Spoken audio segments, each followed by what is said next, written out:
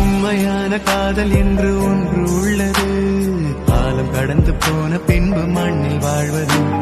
காலம் எந்த கைப்பிடிக்குள் மாட்டிக்கொண்டது.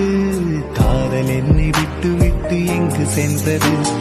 கடவுள் வந்து பூமி மீது வாழும் போதிலும் காதல் தோல்வியாகும் போது சாக தோன்றிடும். காதல் இன்றி பூமி மீது வாழ நேர்ந்திடும். கொஞ்ச நேரம் கூட நரகம் போல மாறிடும்.